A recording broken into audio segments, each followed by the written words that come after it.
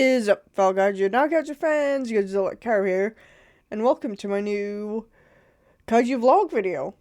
I know it's been a while since I last made one of these, 2 years, but I did have much of an idea of what topics that I would do back then.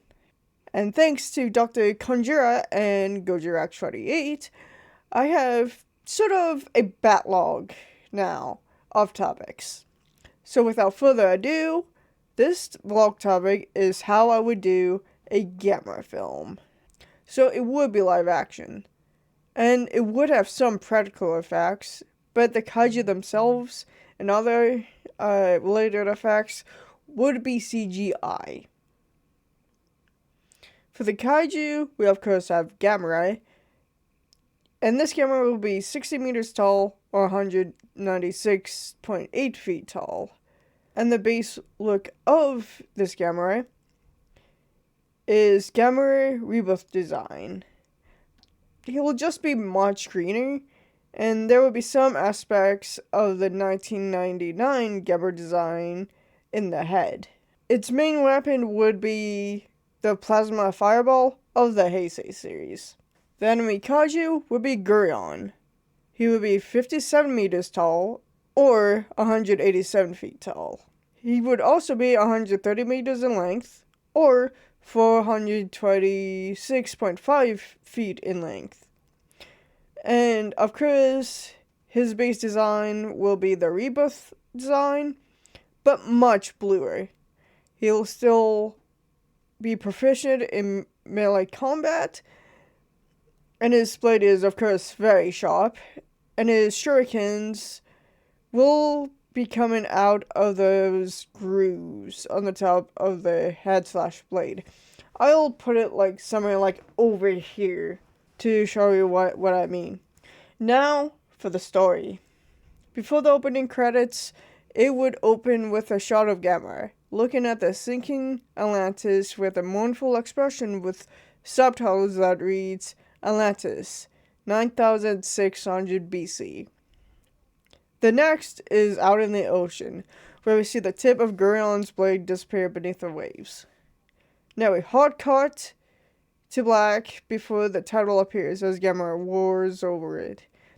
And the title will be The Guardian Beast Gamera. The credits roll over a collage of Earth throughout the years until it stops in the modern day. Subtitles reads, Present Day 2025. We fade to the inside of a Japanese school at the end of the school day, where we meet our two main characters. First up is Ken Wada, 17 years old, Japanese American, who's a history buff. Next we have Emi Kimura, 15 years old, and is the cousin of Ken. As they're talking, we would find out that Emi's parents are archaeologists. Soon enough, we eventually cut to her parents, who are on the shores of one of the continents, a few miles from where Atlantis sank, and somehow one of them found a comma-shaped droll? Rock? Whichever you guys want to call it. Now, I have no idea where I want Atlantis to be, so I don't know which shore they would be on. Now we hot cut to Island, where some locals stumbled upon the fossilized husk of Gurion. Next we go to the bottom of the Atlantic Ocean, where we see Gamera's shell as he slumbers. Cut back to Japan, Ken and Emi are at home, and this thing is pretty much just character development. Now back in Ireland, scientists are studying Gurion. Then at the Naha airport, Ken, Emi, and Ken's parents are waiting for Emi's parents. And once they got there, they all have a reunion. Before they piled into Ken's parents' van, at Ken's home, Emi's parents gifted her the pendant on a necklace so she could wear it around her neck. Back in Ireland, Gurion's eyes glow a dim red as he starts to wake up and bits of rock starts to fall from him. The scientists begin to scramble and panic as Gurion breaks free with a roar, shaking the remaining rock off, and begin to go to the nearest city via jumping, thanks to how elastic his body is, so to speak. In the ocean, we see Gamera's blue eye open. Back in Ireland, Gurion is slicing buildings and eating people in the city, and the defense forces move in to combat him. But their Moag piranha ammunition only ricochets from Gurion's hide. Something happens with the ammunition on board of their aircrafts. Gurion looks at one of the choppers and jumps, aiming to cut into his target when a plasma fireball strikes his torso, causing him to go crashing into the ground. Then we cut to human level, where a clawed foot enters the frame a few yards away, and we begin to pan up, still staying at the same level, and then we see Gamera's face, and he lets out a roar. Then we hot cut to black before Ken's living room fade into view. Shot over Emmy's shoulder, the news is on, talking about the fight in Ireland. Cell phone footage is being shown of the fight, and the news anchor is talking over the footage. Gamera is using his shell to block Gurion's attacks in some scenes, and in others is trying to win the kaiju to no avail. Then there's a scene where a group of soldiers who were going to be slashed by Gurion's blade was saved by Gamera, who took the blade to the shoulder. Soon enough, Gurion can be seen bounding away and into the ocean with Gamera following. The screen cuts to one of the soldiers that was saved, and he's saying that the turtle-like creature had purposefully saved he and his remaining unit, and that it's the savior, and they hope it will heal enough to fight again. Cuts to the front of Emmy, who has a bandage peeking out of her shirt on her shoulder. Then we have obligatory military scenes discussing how to destroy the two kaiju.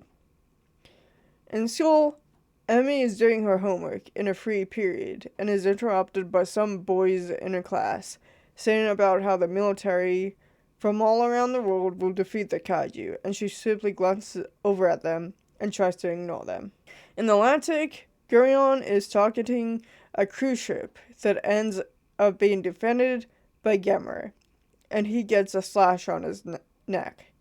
In school, Emmy's hand flies up to her neck as she excuses herself and runs to the bathroom to see the fresh cut on her neck. At home in the evening, Emmy now has the cut patched up, and Ken is looking at her worriedly as Emmy continues to watch the news about the cruise ship. Sometime later, a legend of Atlantis sinking is being talked about by Emmy's parents, and she connects Gamera to the defending turtle. Now, after this, I'm not sure how to connect this point to the final battle. Just that Ken gives in and takes Emmy to where the final battle will take place, which ends up happening in Nashihara. Gurion is the first to emerge, and Gamera is not too far behind. The two teenagers watch the fight, and Emmy is clutching her pendant, only whimpering when she gets hurt along with Gamera. Then Gurion unleashes his shurikens, and Emmy almost falls from the pain, but Ken is holding her up. Then Ken collapsed the pendant between his and her palms. Eventually, the end of the battle draws near. Gamera finishes Gurion off by ejecting his flipper out and heating it up so it glows white hot, before he slices Gurion in half. Gamera looks over towards the kids and roars, healing both of their wounds into scars before going and flying up before diving back into the ocean. And the film ends right there. So yeah, that is my idea. So to go over some of my reasoning for some things, why did I choose Gurion? I think he's a good Gamera kaiju after watching the anime. I loved his powers in it, and I know he isn't a good monster for a grounded film, but hey, I'm not exactly looking to make a grounded film, especially when it's about a giant turtle that can fly and breathe fire plasma. As for Gamera's character, I want him to be 100% protector of Earth and humanity. I want him to be like, hey, I found my creators and people once. I won't let that happen again. And I just really want him to be benevolent. Now, why did I put the Bond in there? Well, that's one of the things I loved about the Heisei trilogy, so I wanted to try my hand at it. I didn't want to use a character named Asagi, because I didn't want any name callbacks or Easter eggs in this one. Now, why are they cousins? I wanted to have the family-oriented character subplot, I guess you can call it. And you hardly ever see cousins being at the center in kaiju films from what I can remember. Now, why was the final attack what it was? I wanted to make my own finisher that's like the Banishing Fist in Iris, but it's its own thing. Hence the flipper of the flaming knife. Obviously, not the actual name, but I don't have a proper name for it yet, so it unofficially called the flipper of the flaming knife. And that's how I do my own Gamera film. These ideas are what first popped into my head while thinking, and I gotta say, it was a fun creative exercise. It sort of makes me want to turn it into an actual written story or a fan script, so if you guys want me to flash this out more and to do either or, comment down below. Now, I hope you all enjoyed this one, and if you guys have any suggestions, make sure to put it down in the comments below. Now, I'll see you guys in the next video, whether it be the next Godzilla-thon video, the next kaiju vlog video, whichever comes first. I hope to see you guys there. This is Godzilla Kaiju, signing out.